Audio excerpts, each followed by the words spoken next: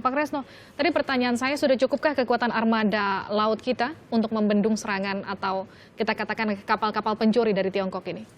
Kalau berkaca kepada kejadian yang terakhir di mana kita deteksi 12 kapal ikan asing dan yang tertangkap satu saja, itu sebetulnya juga menunjukkan bahwa kita sebetulnya setidaknya harus bisa menangkap semuanya kan gitu. Ketika kita dikatakan mampu, sehingga ketika kita hanya dapat menangkap satu, itu juga menunjukkan bahwa dari segi kuantiti kita untuk mengamankan wilayah itu yang pasti juga perlu harus ditambah seperti itu.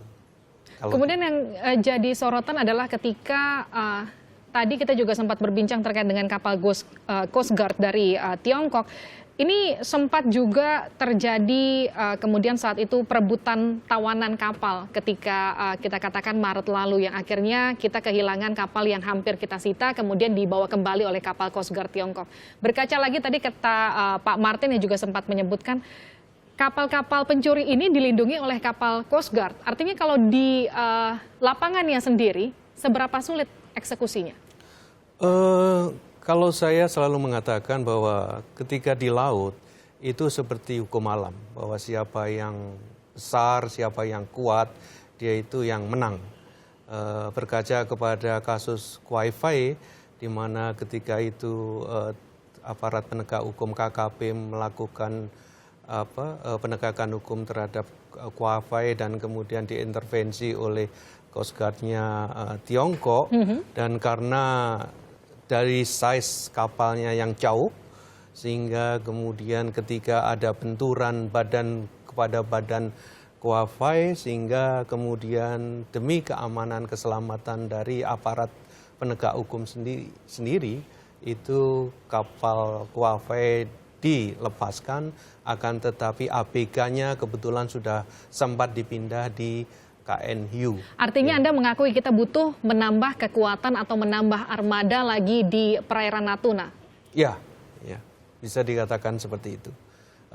Ketika kemudian ada dua kasus, yang satu KRI Oa, terus yang kemarin adalah KRI Mambonjol, ternyata langkah yang dilakukan terhadap KN Hiu itu tidak dilakukan terhadap KRI Oa maupun KRI Imam Bonjol. Ini juga menunjukkan bahwa sebetulnya tadi statement awal pertama bahwa sebetulnya di laut itu siapa yang kuat, dia yang punya persenjataan yang lengkap, itu pasti akan ditakuti oleh pihak lawan. Artinya kalau kita melihat dari kejadian seperti saat ini, selama kita masih belum membenahi, menambah armada, artinya kejadian serupa masih akan terus terjadi, begitu Pak?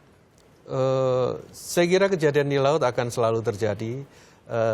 Tindakan kriminal, tindakan pelanggaran akan selalu ada, baik itu dilakukan oleh Tiongkok maupun dilakukan oleh negara lain, dan kita sebagai aparat penegak hukum harus selalu ada di sana untuk tadi melindungi kepentingan Indonesia, khususnya di dalam hal ini adalah kepentingan terkait konservasi, preservasi, dan pemanfaatan sumber daya alam kita, khususnya masalah ikan. Kita ke Pak Martin. Pak Martin, Menteri Pertahanan juga sudah menyatakan kita akan menambah kekuatan militer khususnya untuk mengamankan zona-zona yang rawan. Seberapa besar faktor ketika kita memperkuat kekuatan militer, artinya untuk mendukung untuk pengamanan wilayah? Ya, memang Indonesia ini kan begitu luas.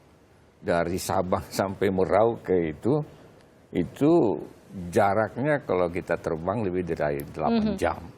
Jadi kita membutuhkan peralatan TNI yang modern, yang lebih banyak, alutsista kita untuk menjaga wilayah kita yang luas. Udara, laut, TNI semuanya.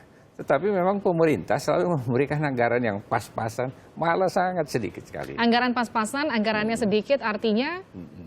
Artinya memang kita kekurangan dana untuk membangun armada tentara kita, armada perang yang menjaga kedaulatan kita. Artinya jelas ada 12 kapal, hanya satu yang tertangkap. Ya, ada satu yang tertangkap dan tidak banyak upaya yang bisa kita lakukan dalam rangka menjaga ini.